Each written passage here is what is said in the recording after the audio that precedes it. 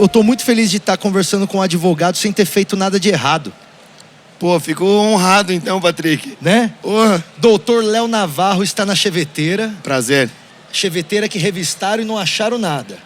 Então, tô tranquilo também. Revistaram minha cheveteira e tal qual o Mano Brown, eu muqueei direitinho. Então, seguimos. Vamos lá. Qual que é o melhor lugar para esconder? O cara começa a pegar dica para esconder a paranga. Fala para mim, qual que é a tua especialidade, Navarro? Cara, sempre trabalhei com direito à saúde. Atuando aí na defesa de pacientes. E foi nesse contexto, né, que as demandas com cannabis começaram a se apresentar para mim. Mas tipo, o cara que te procura é desde o cara que teve um erro médico até o cara que não está sendo atendido direito? Como é que é? Principais demandas contra operadoras de saúde e contra o Sistema Único. Por cirurgias, medicamentos e diversas outras questões. E aí, na demanda por acesso à saúde, em 2014, 2015, começam a chegar as demandas dos pacientes que queriam acesso ao canabidiol. Principalmente as mães com os filhos ali com epilepsia, que queriam acesso a esse produto, cara, que na época não se sabia muito bem o que era. Se falava canabidiol, simplesmente. E, na verdade, hoje a gente sabe que era o RSO. RSO? É. O que é RSO? É aquela primeira extração cheia de THC, cara. Que é usada na diluição depois para fazer diversos outros produtos. E essas mães tratavam esse RSO naquela época como canabidiol. E, cara, a gente lutou por elas. Muitas mães aqui do Brasil também queriam acesso ao habeas corpus para produzir o próprio medicamento. E aí a gente começa a atender. E eu começo a ver que o médico teria uma demanda. Começo a entender também que as empresas que estavam chegando no Brasil também não entendiam a regulação, e aí a gente começa a trabalhar dentro do ecossistema da cannabis. Aí, do ponto de vista de um cara ciente da lei, de um cara que estuda a cannabis dentro da sua aplicação, do seu trabalho, qual que é o nível de retrocesso a gente ainda está tendo esse tipo de luta em 2025, assim, tipo, qual que é o nível de subdesenvolvimento que a gente está nesse assunto? Tá. Em relação ao resto do mundo? É assim, o Brasil começou atrasado, né? Imagina. Então, quando a gente começa atrasado, a gente tem uma influência negativa. E qual que é a influência negativa? Cara, até 2020, maconha, a cannabis, era só tratada no noticiário policial. A única propaganda que existia era negativa, né? Cara, é uma propaganda negativa que influencia todo mundo. Eu começo palestras até hoje, que a primeira pergunta que eu falo é: se eu falar a palavra maconha, qual é a primeira palavra que vem na sua cabeça? E o que o pessoal responde pra mim até hoje? Tráfico de droga, dependência química, vagabundo, polícia. Então até hoje a gente tá assim. Então, quando a gente tem que trabalhar com um tema, quando tudo que se falou durante 40 anos foi negativo, a primeira coisa que a gente tem que fazer é romper o preconceito. Então, quando a gente rompe o preconceito, a gente consegue direcionar melhor o tema. Mas quando você vai falar com um deputado, com um senador da República, que não conheça minimamente, o que acaba gerando maior impacto é o preconceito que ele já teve. Então, é isso que vem impedindo que a gente tem um progresso significativo na pauta. E aí eu falo o seguinte: de todas as pautas, o uso adulto sofre preconceito, o uso medicinal sofre preconceito, o médico que prescreve sofre preconceito do médico amiguinho dele, o dentista que está prescrevendo sofre preconceito, uma mãe que dá o canabidiol pro seu filho sofre preconceito da mãe que tem o filho na mesma escola. E que não precisa daquele tratamento, né? Exato. Porque é foda, né? Eu falei ontem com a Nini Magalhães e a gente tava falando que tem a TT das mãe-conheiras, né? A mãe-conheira que... Mães conha também. Sim, que estão juntos aí nesse movimento. E tipo, a gente tava falando que uma mãe, é aquele papo, né? A mãe, ela levanta o carro para tirar a criança de baixo, né? Ou entra embaixo do carro. Exato, para ficar no lugar da criança. E então a mãe é a primeira a quebrar qualquer preconceito que ela tenha quando você encontra um remédio que pode melhorar a vida do teu filho doente, caralho. As mães, eu costumo falar, a mãe é o vetor que impulsionou toda a discussão medicinal no Brasil. Você pode falar o que você quiser, mas foram as mães que sofriam na pele pela doença do seu filho. E quando a gente fala doença, às vezes as pessoas não têm noção do que é, Patrick. Eu estou falando de crianças que têm 60 convulsões por dia. Tem criança que tem 20, 30 convulsões por hora. São crianças que caem, têm afundamento craniano, têm que usar capacete. E que tomaram todo tipo de medicamento e não tiveram nenhum resultado. E aí, de repente, com o uso da cannabis, passam a não ter mais convulsão. Você tem noção do que é isso para essa mãe? A mãe não tinha tempo de ir no cabeleireiro. A mãe não tinha tempo de fazer as unhas. Essas mães muitas vezes não dormiam porque precisavam dormir abraçadas com seus filhos para que eles não caíssem da E cama. tá na contenção o tempo inteiro, né, cara? Porque você pensa, pô, eu vou virar as costas, meu filho pode ter um piripaque ali, cara. Você tem que estar na função o tempo todo, bicho. São mães que eu falo, elas passam a ser mães integralmente, deixam de ser mulheres. E assim, mulheres no sentido de se cuidar, sabe? De ter aquele mínimo que a mulher gosta de ter. Uhum. E aí, com isso também, muitas dessas mães, chamadas mães atípicas, e na classificação que se queira aí, cara, muitas delas acabam ficando sozinhas com seus filhos. Os maridos, vão embora. Então ela tem que cuidar da casa, da grana e da criança. E aí ela vai sofrer preconceito porque quer dar cannabis pro seu filho. É louco isso, né? Mas em que nível que você acha que a gente está agora de progresso? Hoje a gente passa a ter uma agenda voltada para cannabis. Então a gente tem a Anvisa trabalhando muito no tema medicinal, acesso regulado. A gente tem diversas discussões em assembleias legislativas estaduais que faz com que o tema apareça na mídia, apareça para outros deputados.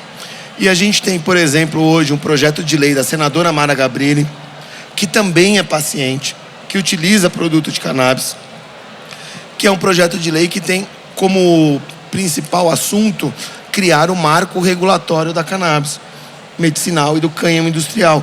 E aí ela vai envolver, então, o uso medicinal, o uso industrial, a cannabis como cosmético e uma série de coisas. Então a gente passa a ter uma agenda também no Congresso Nacional. E isso que é importante. Então, rompendo preconceitos, não da forma que eu gostaria e talvez da forma que você gostaria, está caminhando.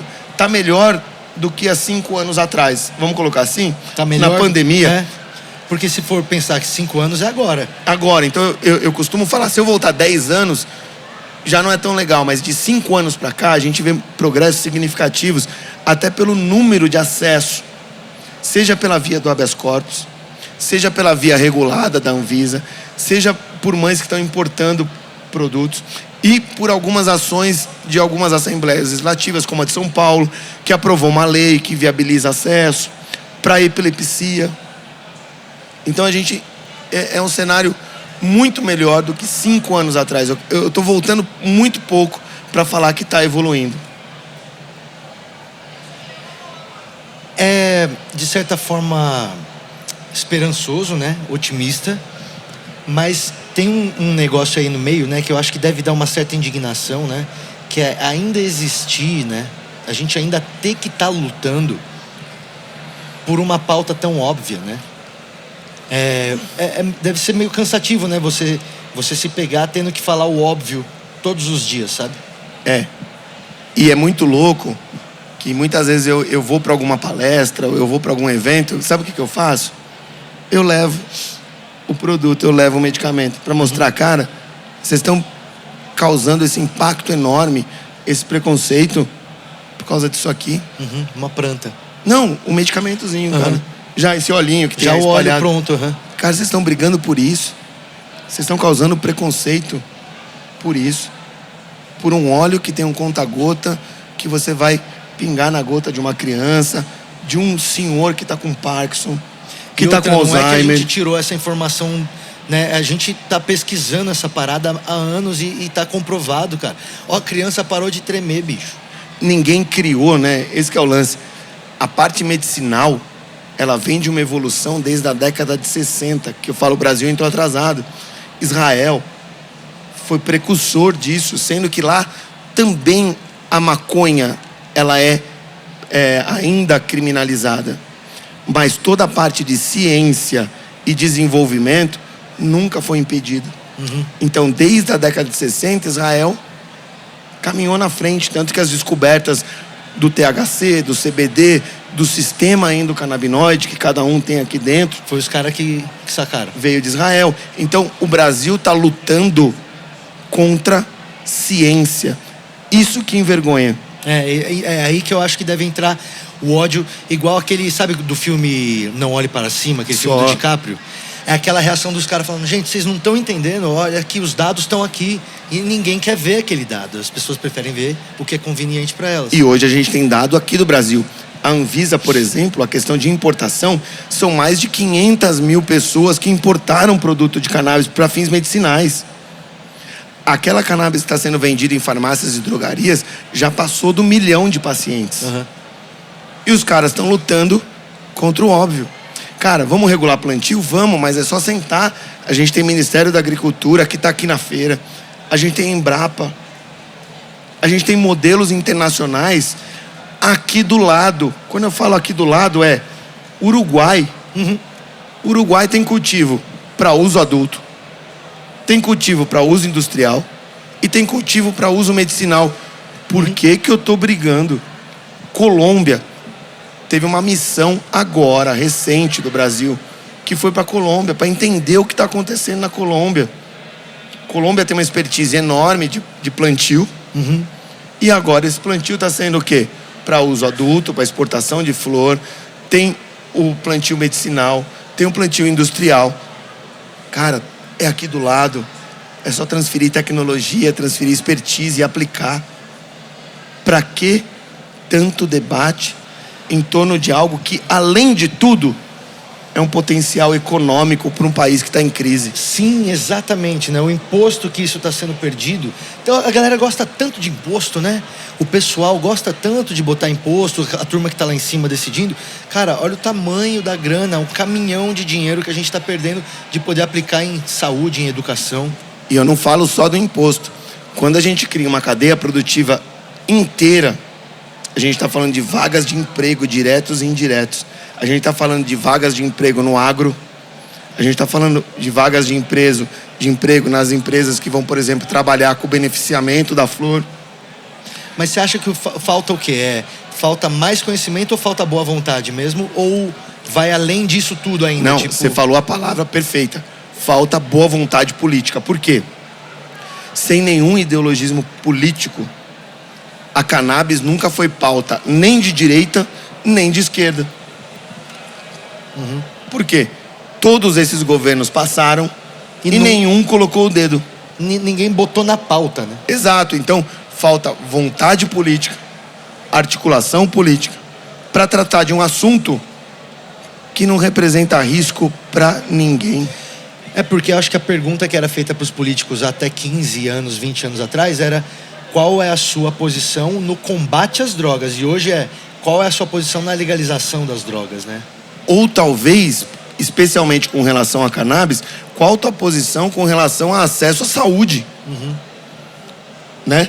Cannabis enquanto elemento de saúde, cannabis enquanto elemento para a indústria e cannabis para redução de dano para os usuários de outras drogas. E a gente sabe que essa é uma pauta presente em diversos países. Por que não colocar em pauta aqui no Brasil isso?